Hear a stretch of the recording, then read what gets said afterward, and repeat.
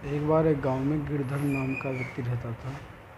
वो और उसकी पत्नी बड़े ही सुकून से अपनी ज़िंदगी व्यतीत करते थे। लेकिन कुछ समय के पश्चात उनके घर में एक बेटी का जन्म हुआ। जैसे ही उस बेटी का जन्म हुआ तो वो दोनों तो बड़े हर्षित थे, बड़े खुश थे। लेकिन उस गांव की जो परंपरा थी वो ये थी कि उस गांव में यदि कोई लड़की का जन्म होता है तो गांव वाले उस लड़की को ज़िंदा दफना दफना देते थे।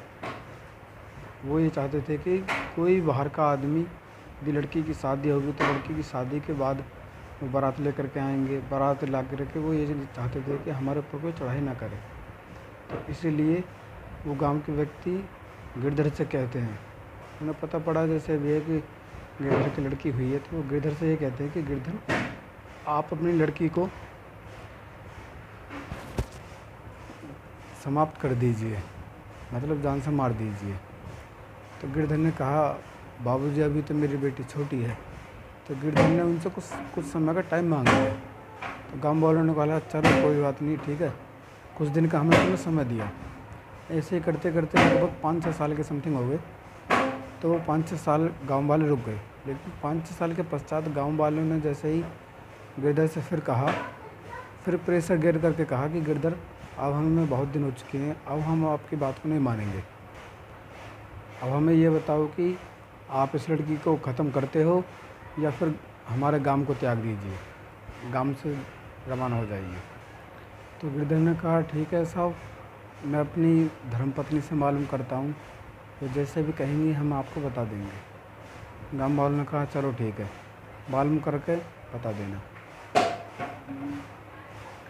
फिर गिरधर ने अपनी धर्मपत्नी से कहा, देखो देवी जी, हमारे पास ये लड़की जो है, गांव वाले ऐसे ऐसे कह रहे हैं कि या तो आप इस लड़की को ख़त्म करो और या फिर गांव को छोड़ करके चले जाओ। लेकिन पत्नी ने भी ज़्यादा गौर ना करी और बात को ऐसे ही टाल दिया। फिर गांव वालों ने एक दिन पंचायत लगाई और पंचायत में प्रेशर गिर करके कहा कि या तो आप इस लड़की को ख़त्म करिए, अन्यथा इस गांव को त्याग कर दीजिए। फिर जब देखा कि गिरधर ने प्रेशर आ चुका है, तो गिरधर ने अपनी पत्नी से कहा कि हम गांव को छोड़ करके तो खैर क्या जाएंगे, लेकिन हाँ, हम इस बेटी को ही ख़त्म कर देते हैं। तो दोनों की सहमति से गांव के सरपंचों की बात उन दोनों ने मानी और अपने घर चले गए। फिर अगले दिन सुबह को गिरधर एक फावला लेकर के कंधे पे रख के चल दिया और साथ में अपनी बेटी ले ली उसने। लेकर के दोनों खेतों पे चल दिए। बेटी ने कहा, पिताजी कहाँ जा रहे हो?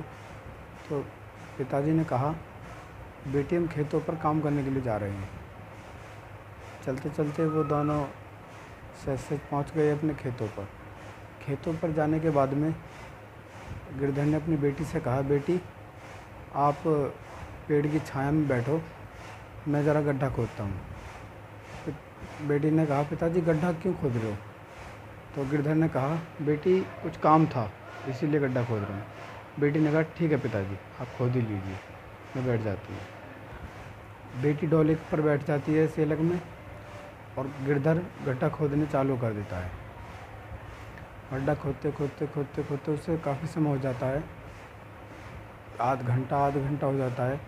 जब बेटी को दिखता है कि पिताजी धूप पड़ रही है और गड्ढा खोद रहे हैं, पिताजी के माथे से टप टप पसीना ही बह रहा है, लेकिन उस बेटी को ये नहीं पता था कि ये गड्ढा किस लिए खुद रहा है। बेटी उठकर आई और अपने पिताजी से वो फावला ले लिया। पिताजी, आप मुझे फावला दीजिए, आपके बहुत पसीना आ रहे हैं, आप जाके सेलक में बैठिए और पानी पिए, अब इस गड्ढे को मैं खोदूँगी। तो जैसे ही ऐसी बात बेटी के द्वारा पिताजी ने सुनी, गिरधर ने सुनी, तो खट गिरधर के हाथ से जो फावला था वो छूट गया।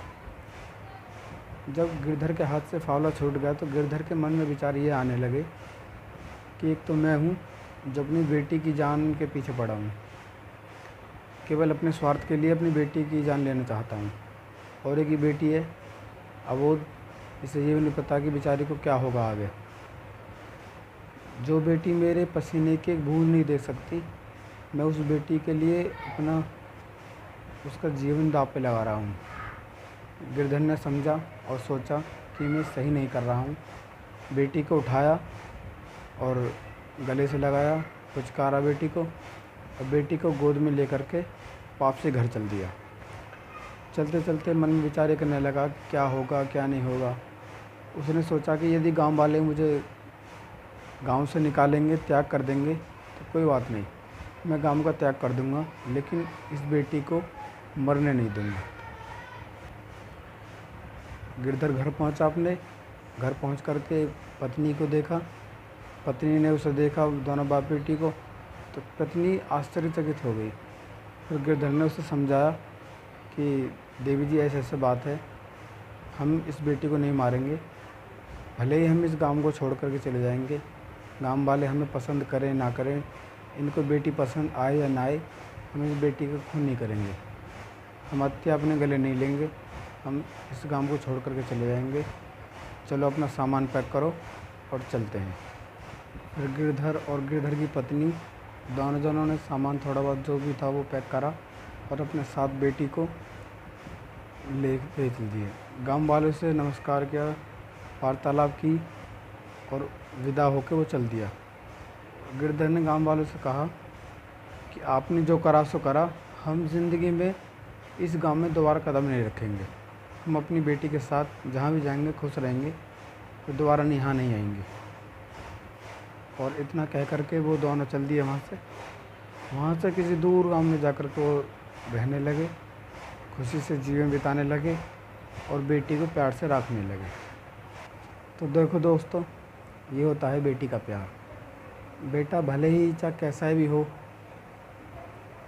भले ही लाड़ प्यार से रखो उसे, बेटा सुख दिखाए या ना दिखाए 1%, लेकिन बेटी जो होती है वो कभी अपने माता पिता का अहित नहीं चाहती है।